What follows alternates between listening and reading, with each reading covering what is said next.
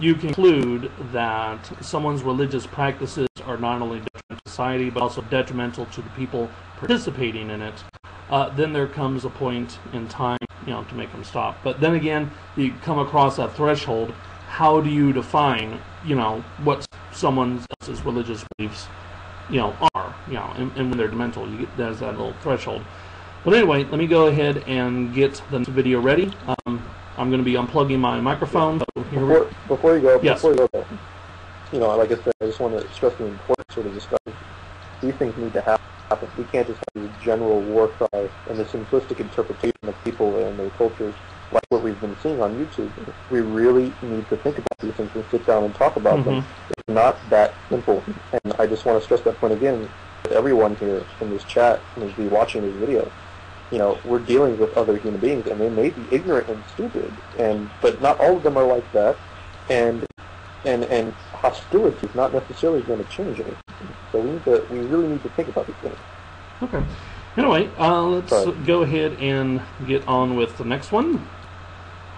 This one here, not quite sure whose video this is. I don't recognize it, but anyway, let's go ahead and get to playing it.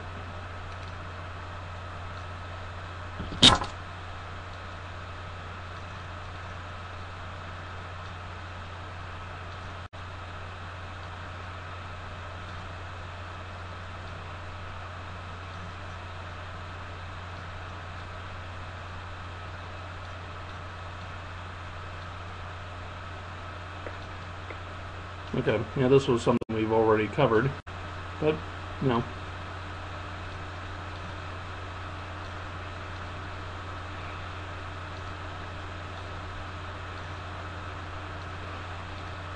Well, this here we can actually discuss, Muhammad and Jesus being ascended into heaven.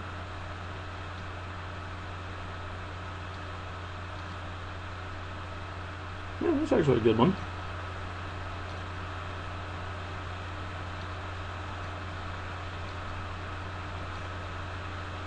Okay, so let me go ahead and plug in my microphones. There were 2 points. One, we've already discussed the scientific things and of the Quran, and I had my views, you had yours, but there were 2 questions in there that we pretty much have not discussed. One, the deal with praying towards Mecca.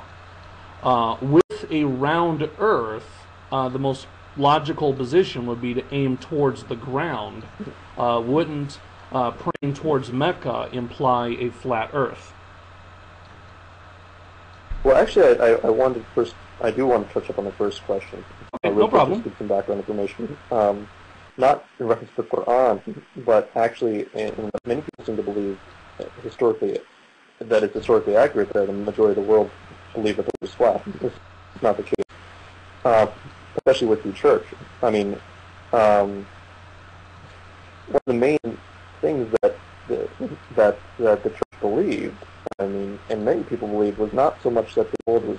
They didn't believe the world was flat. They believed the world was a perfect sphere.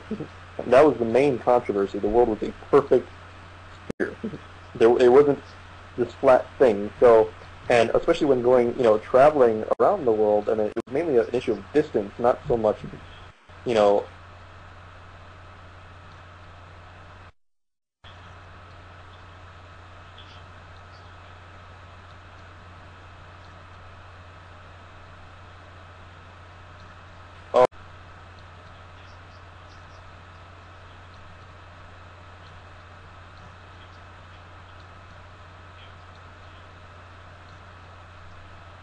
we're going to fall off, the edge of the earth. That Somebody was never lost the feed? the issue. Okay, am I gone or is he really don't gone? want to go too far into that, but I always find it to be funny. People are saying, "Well, can you see me? We're both here. Okay, no, cool. Yes, there are some instances of this, but this is not really the case for the majority. I don't think. Anyway, moving on though. Let's see.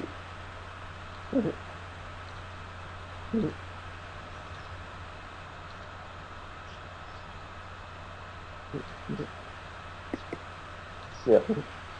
Yes, and I know that the Earth is not a perfect sphere. What I'm trying to say is that people we've already covered the scientific errors, whether the Earth was flat or not. Like I said, it's all being recorded. It's been on YouTube, and we've already covered that. So the people that are asking,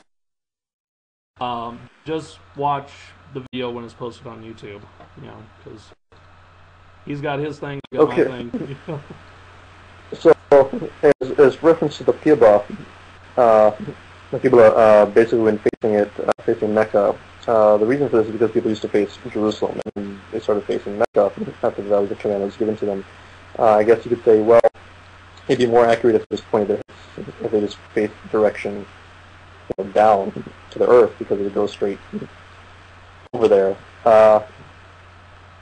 I mean, in a sense, we can still face the Qibla, even with the earth is round. I mean, we're proving that to do that to this day. And the fact that we also put our heads to the ground, I'm not saying that's the exact reason, but I mean, I don't really see it as much of an issue, to be honest with you. Also, the whole thing about the ascension, how that has to do with flat earth, I don't see how that has anything to do with flat earth. Okay. To me, I don't really know enough, unfortunately, about that topic to discuss it. So let me go ahead and move on to the next one. Okay.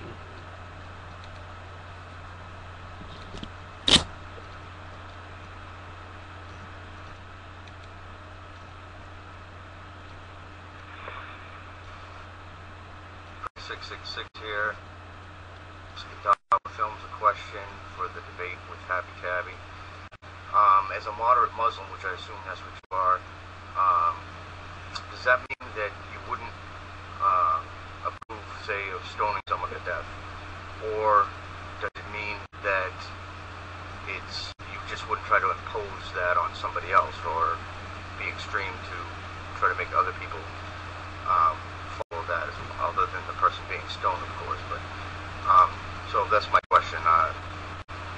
Is what exactly does a moderate Muslim define himself as in your case?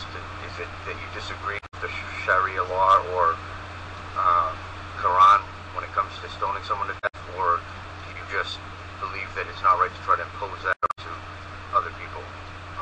So that's my question. Okay. Now, let me go ahead and plug my microphone back in.